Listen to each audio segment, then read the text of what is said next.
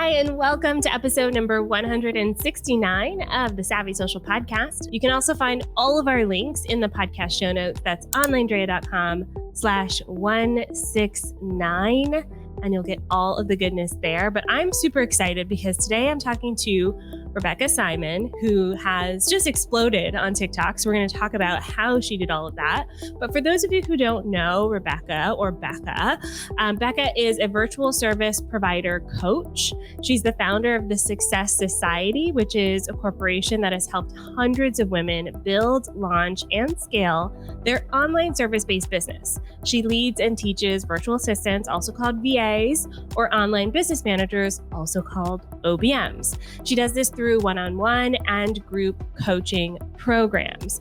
And today we're diving specifically into TikTok. So with that, Becca, welcome to the show. Hi, thank you so much for having me. I'm so excited to be here today. I'm so excited to dig into all things TikTok, but I want to kind of start with your history because I know that you teach virtual assistants and online business managers. Were you yourself a virtual assistant? Like, how did you get into this world? Yeah, so I actually come from a corporate background. I was in HR and I was climbing the HR ladder. I loved HR. I still actually love HR.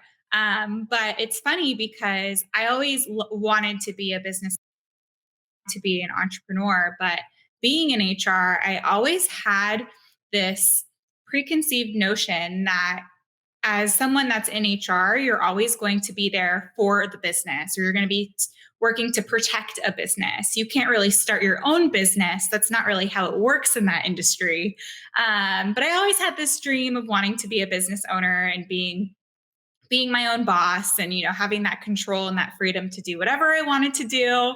And I fell upon the world of virtual assisting, actually. So at first, it was just like a part-time side hustle type of thing for me. There gets to be, I always joke around because I was doing a ton of babysitting, and there gets to be a point in your life where you don't want to watch other people's kids anymore. And I was looking for other ways to make money online, and I fell upon the world of virtual assisting.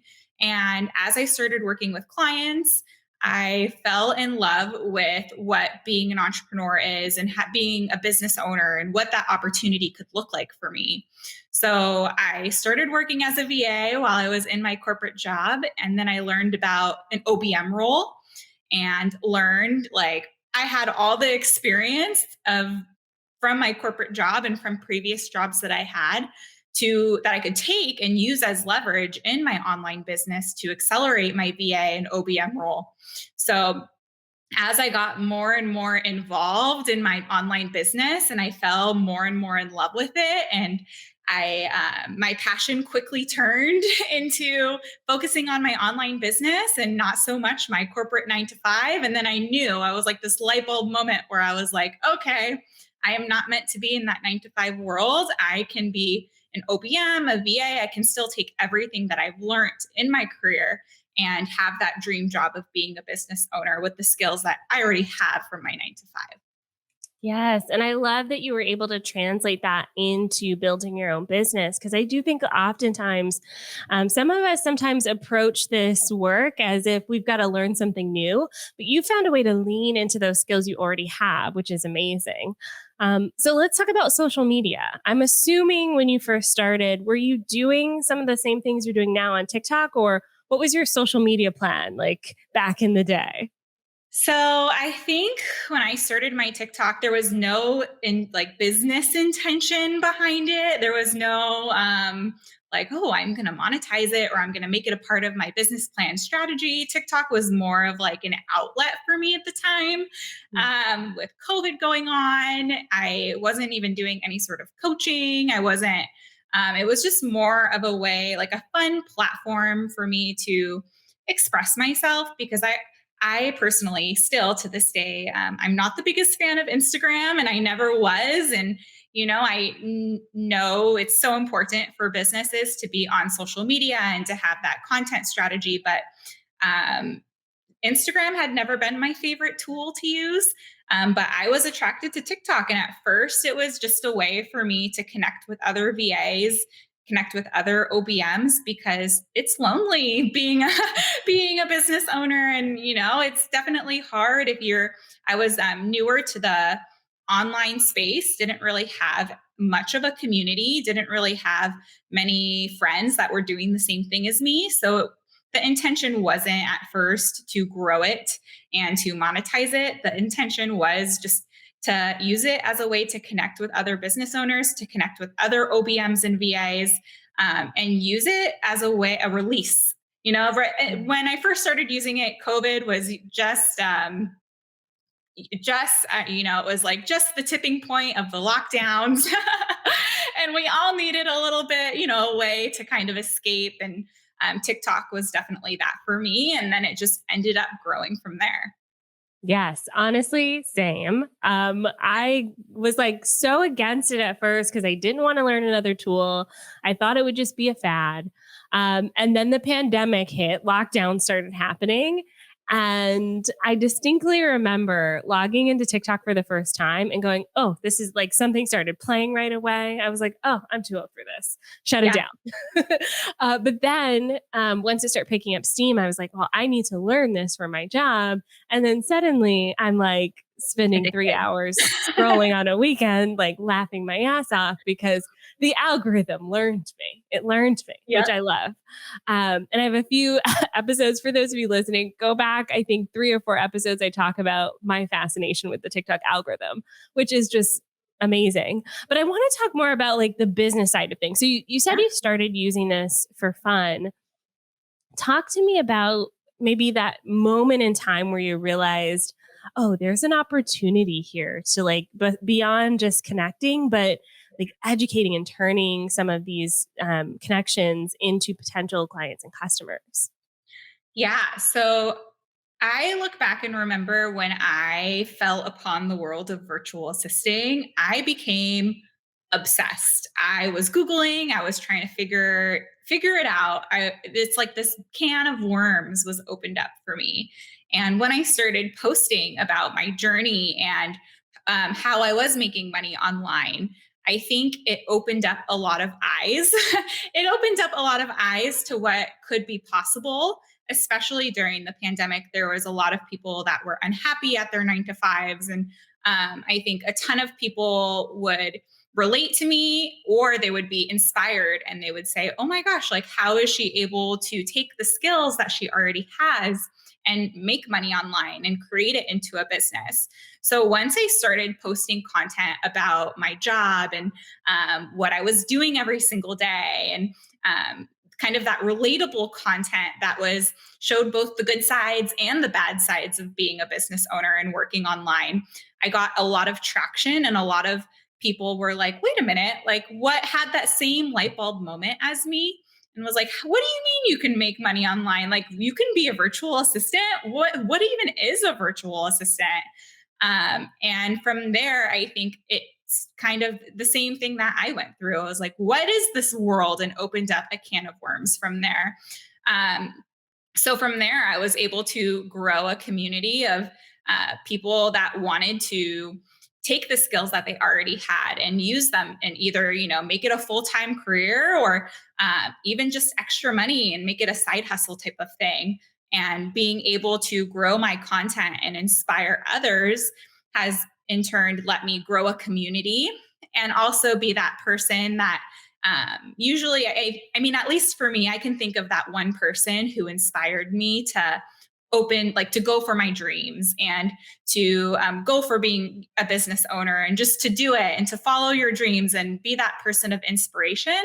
And through learning my audience and getting to know my community, I kind of became that point of inspiration and then also education for them, especially because there's just so much information out there. It can be overwhelming. As I was using my platform to start educating others and growing that community, I was able to slowly monetize it from there, but actually listen to my ideal audience and listen to what people were telling me, and use that to not only monetize it in the future, but actually create content that people wanted to see. Yay. Okay. I want to dive into content because I think Yeah. that's the biggest question that we get like about TikTok is as a business owner specifically, even service-based business, it's like we don't have products to show off. Yeah. How do we show up in a way that's still promoting our business, but is not maybe doing all the dances or changing your outfits by snapping your fingers? Like, well, how do we approach creating content on this new platform? What are some of the things you've seen work really well for you? So the first thing I will say is you always have to show up. I know we hear this a lot, but I'm just going to reiterate it. You have to show up and be your true, authentic self. Mhm. Um, what works for me on TikTok might not work for you on TikTok. Everyone builds their own audience, their own community. Um, but one thing that has worked really well for me, I'll give everyone like a tip. A tip is when you're creating content on TikTok, what I will do is I will sit on TikTok and close my eyes and listen to sounds, and I will think about content as I'm listening to the sounds. I'll think, oh, okay, how can I relate this to what I'm currently doing? How can I relate this to my ideal client, or what they like, what they might want to see, or a past experience that I've had. But I will sit there with my eyes shut and I will scroll on TikTok and just listen to the sounds, and see how I can implement that into my own content. And that's something that has worked really, really well for me because TikTok is so overwhelming. At first, when you're first starting out, it can be really overwhelming. There's so many trends. You feel like you have to dance, you feel like you have to do what everyone else is doing. But that's so not the case. It's really taking everything that you already have and all of the knowledge you already have and making it your own, and making it something that your audience can connect to. So that's like my number one tip that I will share with all of you listeners is sit there, close your eyes, just scroll through videos, listen to sounds, and see what you come up with. Because I do that when I'm in this stuck in this content. So when you get into those times where you content blocks, and it Yes. always helps me move through that. Okay. So do you follow the trends specifically, or do you create something like that's different from the trends? How do you balance out, what's trending versus creating that type of content that is going to speak, directly to your audience? I do trending TikToks and make them into my own, but only if I feel like it aligns to me, if it speaks to me, if I feel like, oh, this would be like I can totally relate this and put this into my own experience and into my own niche, then Mhm. and usually those ideas they'll pop into my head. Like I know what I'm gonna do with that sound. I know I can make it my own. But if I have to sit there and there's a trend going around and I have to sit there and think like, oh my gosh, how am I going to apply this to myself and my niche? Then I don't do the trend. It only if it comes natural to me or if it's something I immediately have a connection to. Okay. So do you have like a video that's a favorite for you, like a content piece that you've made that's like a proud moment? Oh my gosh, I have a few. I have some like that I just absolutely love. Like there's one that sticks out to me where do you know the song? It's like she's a bad girl. I'm like singing. She's a bad girl. Yeah. I forget who's Yeah. the singer of that one. But I'm just a bad singer, I swear. But it's like this TikTok video where I made it, and like, so when you're a new entrepreneur or you're a new business owner, and you have that client that you really really want to work with, and you're scared to send the proposal because your heart's beating really fast because you want to work with them so badly. So you're making sure that the proposal's perfect and you don't want to mess anything up, but you're like scared to hit the send button. So I put that song to it, and it did really, really well. And I think it was because of that relatability. Like, when I was scared to hit the send button because I really, really wanted to work with that client. And that came across really, really well to my audience because I think a lot of them had been in that same scenario at one point in their careers, where it was funny. It was a funny experience, a funny memory, and I think it really aligned well with my audience. Yes. And I think that's the piece that that is the most important, is that inspiration comes through. Yep. Have you always been like on video or doing video content, or was TikTok kind of your first foray into video? So it's so funny. If you ask like anyone in my life, like my family, my fiance, if you ask them like what I would be doing a year from now, or if I'd ever be filming TikTok videos in my entire life, they would say, "Oh my gosh, you're like absolutely crazy. There is no way she would be doing that. There's no way you would ever catch her creating any sort of video on TikTok. There's no way." So it's so funny because I feel like, in a way, I know a lot of people think TikTok is very intimidating, but for me, it's actually the opposite. And don't get me wrong, I wasn't like an overnight, like, oh, let me like put my whole self out there and be crazy on TikTok and like put it all. Like it took time to get to the point where I am, where I'm at now, where I feel comfortable being myself in this like video type of setting. But if you would have asked anyone a year ago, there's no way I would be creating on TikTok like I am now. So you get used to it. It gets better. It gets fun. And it is fun too. Once you learn to let loose and be yourself, it's actually really, really fun to create content. Ooh, so if you were talking to yourself, like I guess going back almost 2 years ago, and you said, "Hey, you're going to do this thing on TikTok," what advice would you give yourself, like before you started? You know, we're putting the our listeners in your shoes. Like, what is some of the tips that you would give yourself, or encouragement that you give yourself right before launching your TikTok strategy? I would say just go for it. There's going to be times where your videos are not going to do well. And you're going to be like, oh my gosh, do I delete them? It doesn't have any views. Like, what do I do? And then there's going to be times where your videos are going to go viral. And then you're not going to know what to do because then your videos are viral. And then you're going to have these high expectations for yourself. Oh, well, that video went viral. I need this video to go viral. Or why didn't that one do as well as this one? Mm. So, really try and focus on the reason as to why you're on TikTok to begin with. And remember, it's not about the views and it's not about the followers. And if you're focusing on the views and the followers, none of your followers, nothing will convert and you won't be able to monetize anything. If you're on TikTok for the right reasons and you're not focused on views and you're not focused on followers and you're building this genuine community and you're serving the audience that you already have, regardless of how many followers you have, those are the people that are going to be able to convert in the long run, or those are the people that are going to be your most loyal followers. They're going to be cheering for you. They're going to be on your side. They're going to be supporting you when you have that video that completely flops.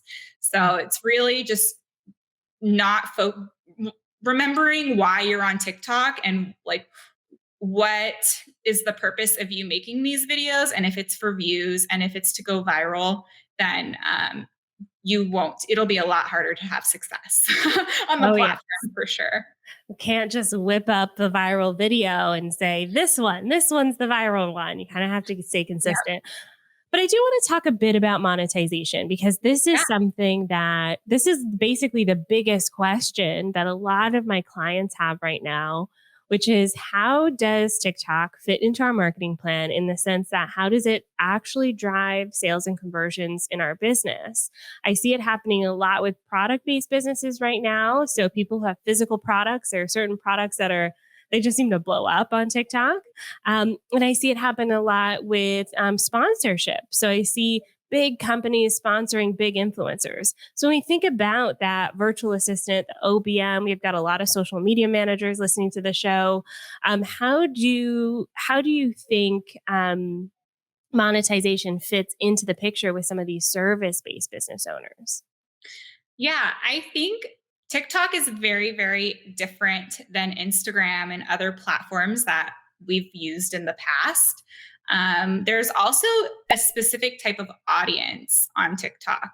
From my experience, or at least my audience in my community, and this could be different depending on the services that you're offering, the community that you've built, but TikTok, from my experience, they don't like when you just sell them something off the bat.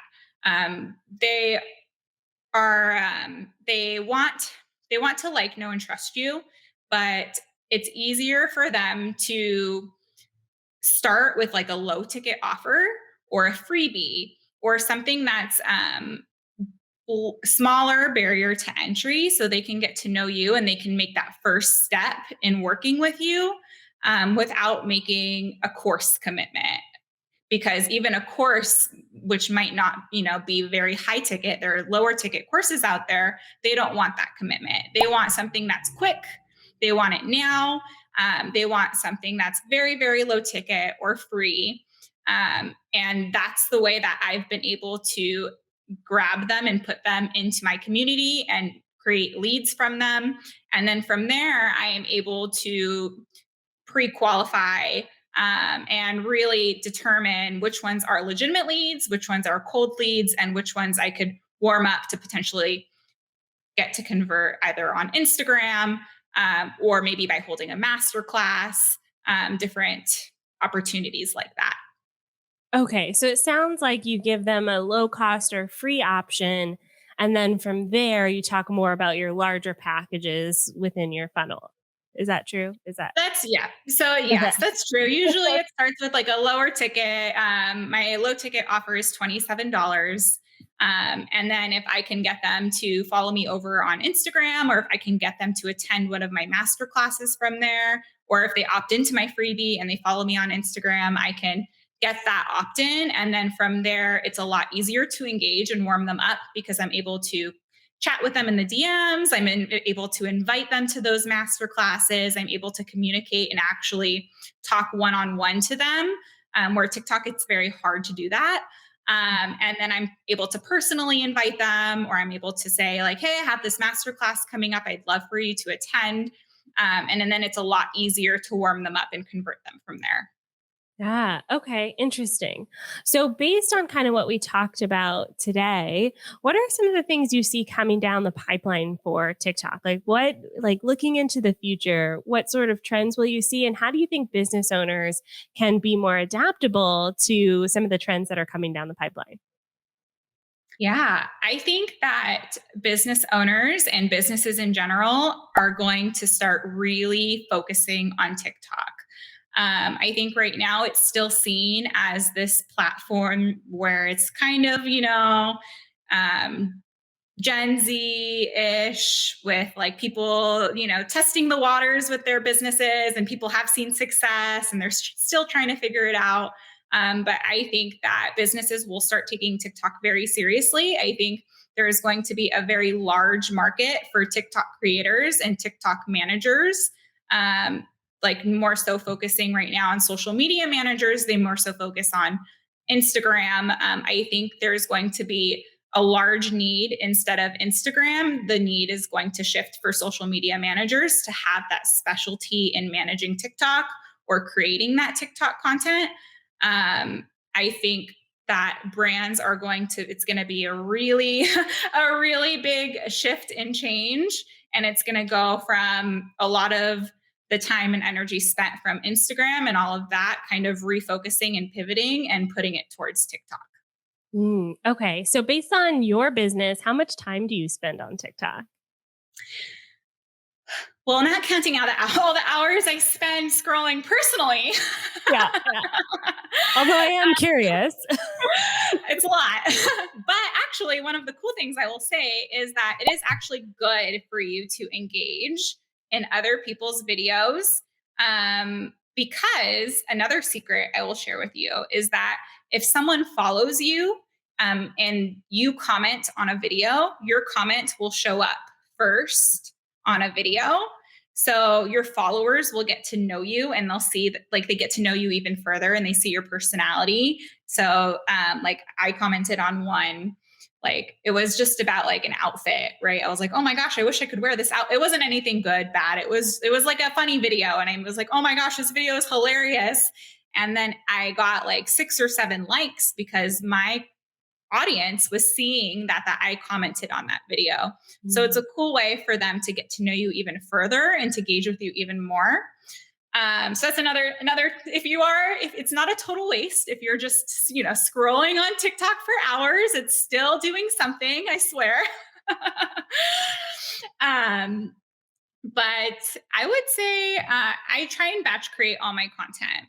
So I spend an afternoon, I create all of my content, I save it in the drafts. That probably takes me a few hours. And then I have the content to post throughout the week. The one thing about TikTok is you can't schedule content. Like, you can't, like Instagram, you can schedule a post. TikTok, as far as I'm aware, you can't schedule a video to go live, which is kind of, the one thing I'm like, oh, I wish you would change that. But I have them in my drafts. I have everything ready to go. So it's just pretty quickly for me to post videos when I have the time. And usually I have that like 30 minutes a day where I will post a video and then I'll engage with people in my comments. And then what I'll do is, as far as content too, if I see people asking the same questions, so in my comments, I'll see the same questions over and over and over again. I'll use that time to answer the question in a video format if it's a popular question and answer it all at one time for my audience. Yeah. Oh, interesting. And so if you spend a few hours and you save them as drafts, how many are you then posting throughout the week? I try and post at least once a day. Does it happen? Okay. Does it happen? Not all the time. TikTok likes when the algorithm is always changing. Yeah. But TikTok likes when you post multiple times a day. So I try and batch as much as I can. And then I will try and post multiple times a day if I can. And then I also try, I also try and go live. I do also try and go live, which is my preferred live platform is TikTok. And I will always try and do that once a week too, as well. Okay. Interesting. And I think you have a strategy for going live. Is it like a specific time you go live or what's the strategy behind that? Yeah. So I will post a video and then I will go live immediately after. Mm, The okay. algorithm loves that for some reason. It pushes your viral videos and your content to more people. I think because they want people to watch the live. Mhm. So every time I do a live after I post a video, I grow exponentially.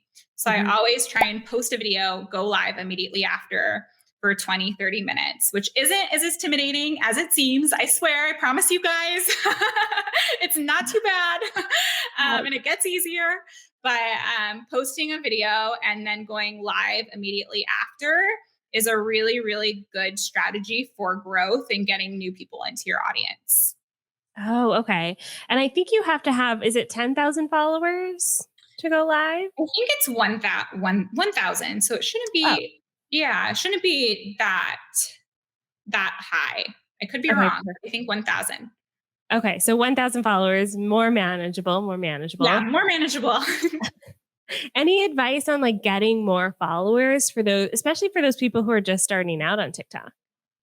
Yeah, I would say pick a niche. I know I'm actually a very big advocate in you being your own niche, especially because I'm multi passionate. I know lots of business owners that are multi passionate, but just in the beginning, it's really important to build your niche so you can stand out in your niche and using those niche specific hashtags. So then that way, when someone goes to that hashtag, you're higher up on the top videos and you grow your authority figure in that niche. So definitely using hashtags and then also staying consistent. One thing that I would get stressed out on is that like quality over quantity thing. But staying consistent and not worrying at the beginning, not worrying so much about quality and just building your um, video library and then focusing both on quantity and quality um, is something that I would recommend. Don't spend too much time making sure that your videos are perfect because your video editing skills get better over time too. So your quality of videos go up over time because you're practicing your editing. So in the very beginning, just start making videos on things that you know. Just start making videos on what you feel comfortable, even if it's just like one shot of you talking and giving yourself a tip. every day, a quick little video, because then your editing skills will get better and the quality will get better.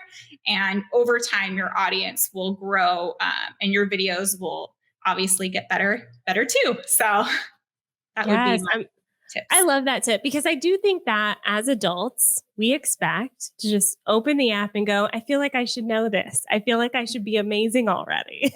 And Yep. then we judge ourselves so much when we don't know how to do the editing or when we stumble over our words in the video or whatever the case may be. And it's like, just do it and post it. And the more that you do it, you will get better, which I love. I love that.